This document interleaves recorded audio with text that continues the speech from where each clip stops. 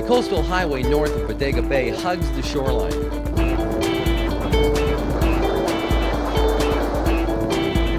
Here, surfers and sea lions share the surf. At the town of Jenner, I head inland and take a long hike to Wild Hog Winery.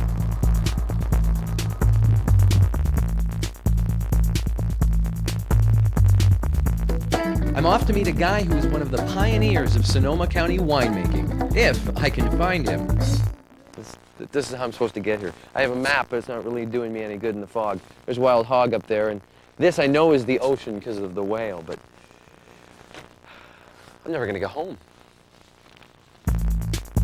Fog 1 minute, and then you're into the sun. It's part of what makes this area a grape grower's paradise. I made it!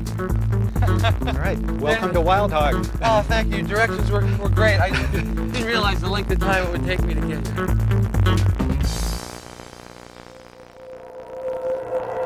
Daniel and his wife escaped the city some 30 years ago with a dream to have an orchard, a big garden, and a vineyard. Cool. This is really an exciting time of the year when everything's coming out, and it's sort of like what we do for the next 6 months is formed right now. This is the beginning of it. You can see the beginnings of fruit forming here. What do you tell people about Sonoma County wines? How do you kind of sell yourself to the world? It's a pretty special area that we've got here because we have so much influence from the ocean. You can see the fog coming in the distance. Starting to move in, isn't it?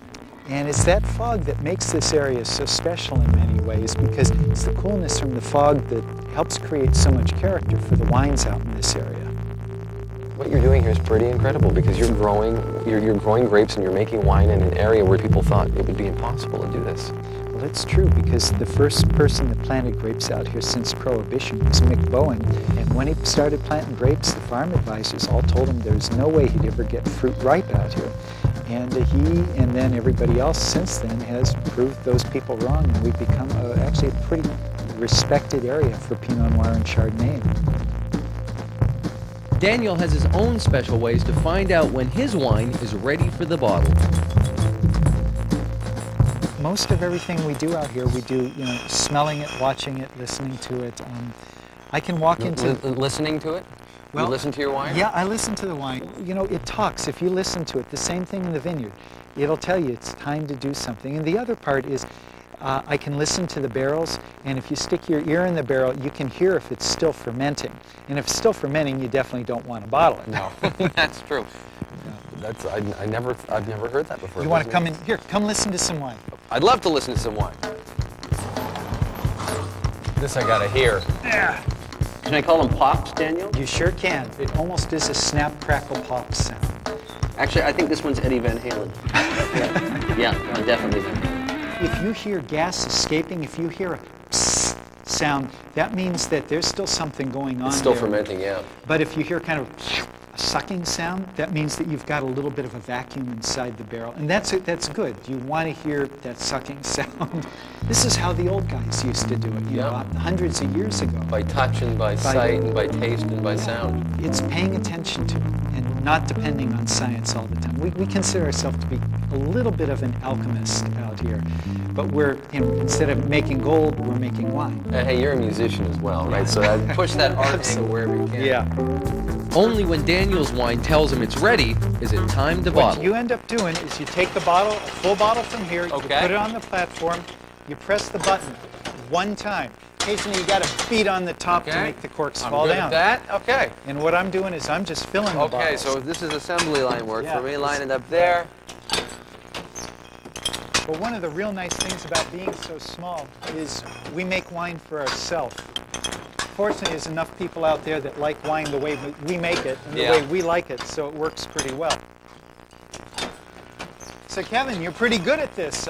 We might just decide to keep you around. Well, thank you very much. Well, if you think I'm good at this, Daniel, you should see me drink. That makes me even happier.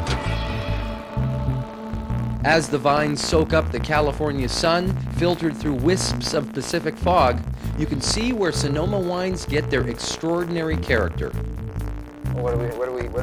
All right. You can also see why someone would give up the big city to live here. Obviously, we've got some wine, and we've made tons of mistakes.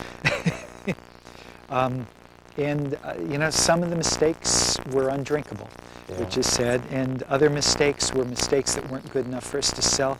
But it's amazing how our neighbors love wine when it's free. Yeah. Well, mistakes make for good stories and good parties. Absolutely. It is big and fruity. Most of our wines are fruit-driven. It's really nice to be able to enjoy what you're trying to sell. How did you find this place? What brought you here? It took me a long time to find this place. Take me a long time to find this place, and you've been here for how long now? About 30 years. This deserves a toast. Cheers. Thank you. Your good work.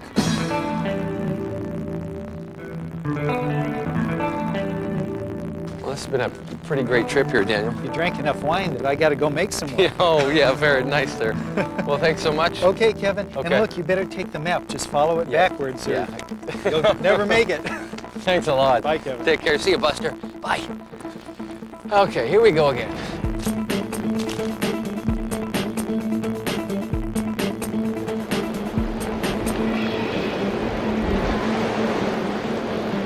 Time for one last look at the ocean before heading east to the heart of Sonoma County, where another wild hog awaits.